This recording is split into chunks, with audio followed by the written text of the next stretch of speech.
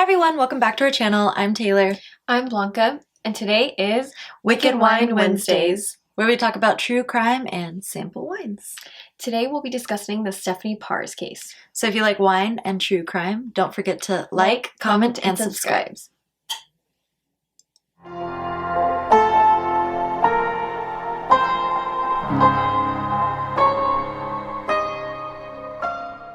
This case is about a young woman named Stephanie Parze, who was actually a creator here on YouTube. She did makeup tutorials, and she seemed to really enjoy creating videos for her audience. She was 25 years old, and she was from Freehold, New Jersey. She went missing the day before Halloween, and the night before she disappeared, she went to like a psychic medium event in New Brunswick, New Jersey. She then returned back to her grandma's house, and the next morning nobody in her family was able to get a hold of her. So they went to her grandma's house and her car was there, but she wasn't.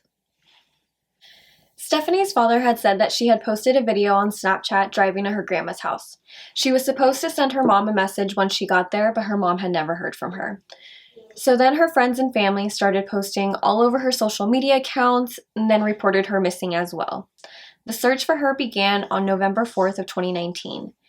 They started searching in heavily wooded areas. They were also tracking her cell phone records to see if that would give them anything, and it did lead them to Long Pond Park.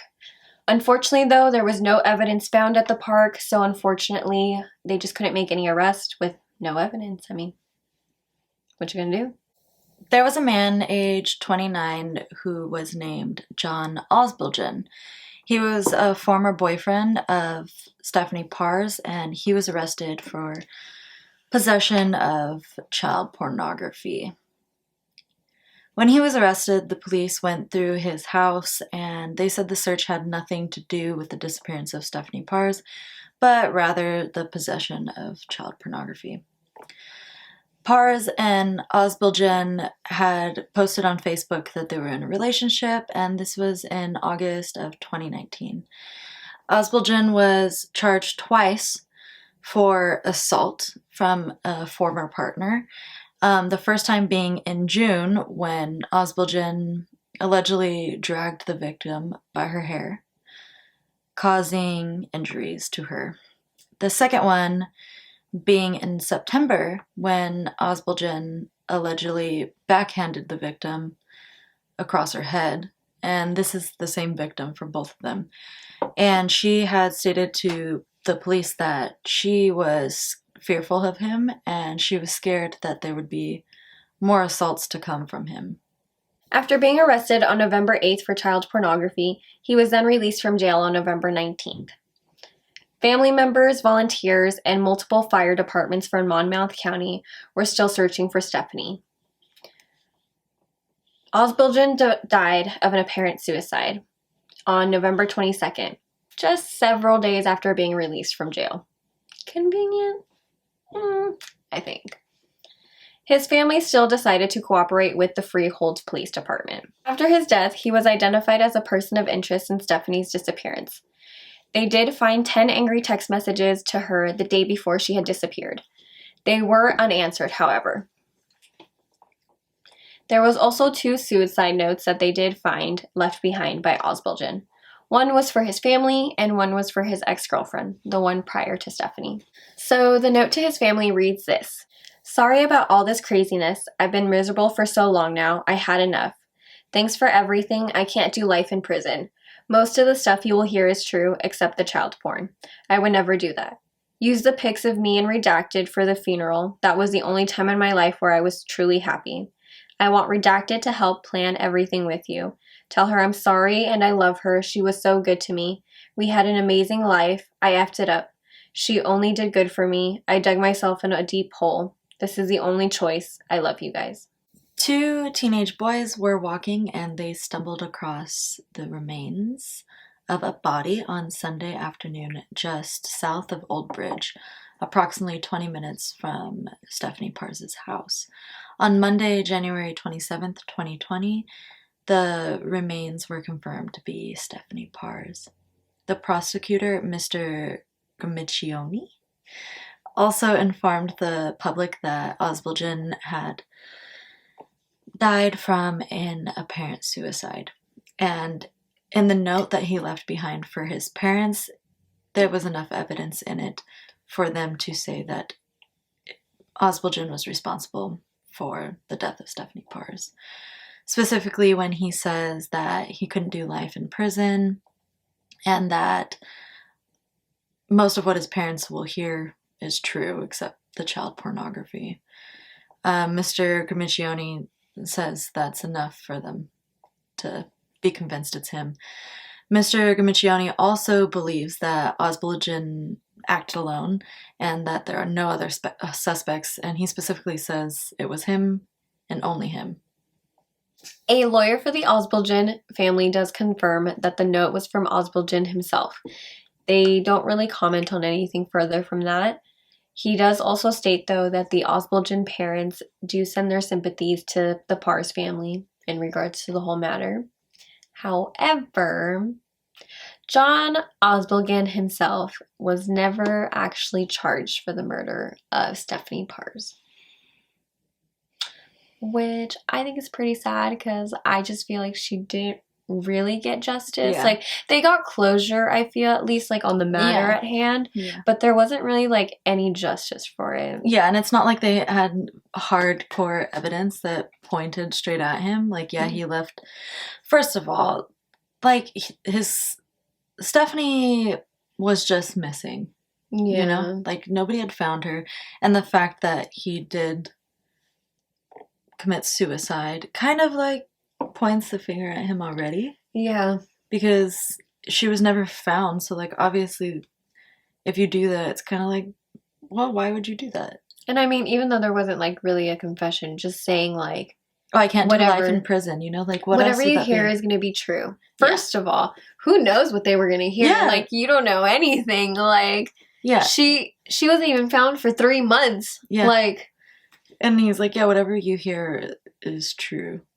Except for the child pornography, you know, because I'm a murderer, but I don't watch child pornography.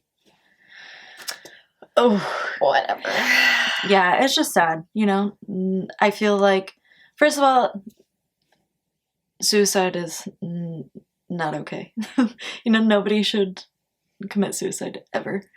But definitely in this case, not being able to charge him with anything and not being able to have that hands down, this is who killed your daughter, I feel like is very difficult for the parents, you know? Like, I feel like I would find that really hard. Like, you haven't arrested anybody, like, nobody's doing time, nobody's been charged.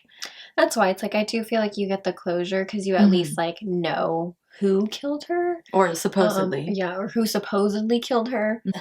You know, if you've murdered somebody, like, do the time. Yeah. Like, give people the justice they need. And it's just so selfish. But now, to end this video on a more positive note, we're going to talk about the wines we tried and let you know what we think. So the wine that I tried is called Outlander, and it's a Cabernet, and it's from how do you say Paso Robles? Yeah, from Paso Robles, California, and it's the same like Cabernet. It's oaky, fruity, a little spicy, you know. Spicy? Like peppery. I'm gonna try this. You know, peppery. It's got flavors, or the aroma. It smells like cherry, orange, chocolate. No. Right. The flavor is like dark chocolate, a little savory, and then what are those things? You know those stars that anise? Are those? Is that what it's called? I put it in our sangria yesterday. I have no idea. But they're like the little stars. Anise, I think is how you say it. It's dry but fruity, And it goes well with ribeye, with some butter on top, and like beef stew, veggies. Basically, like I feel like it would just be a good wine Dinner to wine. like go with your dinner, you know? It's delicious. I liked it. I think it was pretty good. You didn't like it? I did not like it. Mm. That was a no. Mm. All the other ones It's have good. been like somewhat okay. That one was like a no. No. So the wine that I had tonight was Menage a Trois. Mhm. Okay. I feel like I'm going to keep messing it up, so I have to keep asking. Menage a Trois. Menage a trois. So with this one, it's definitely on the more bolder side. Does lean more towards being tannic versus sweet. It is a little bit drier and more acidic. I actually did enjoy it. It wasn't actually terrible. I think it's like a Merlot blend. Oh, is it? Let me see. Yeah, Zinfandel, Merlot, and Cabernet. Oh, I don't know. It was very nice. I know it says that it's dry and like not sweet at all, but I felt like it was a little bit sweet. So it was nice. It was enjoyable. It's good. Some were a little hard to take, Oh. but it's got like your oaky vanilla chocolate, blackberries, plum? Yeah. I was gonna say plum. Plum, jams, cherry raspberry.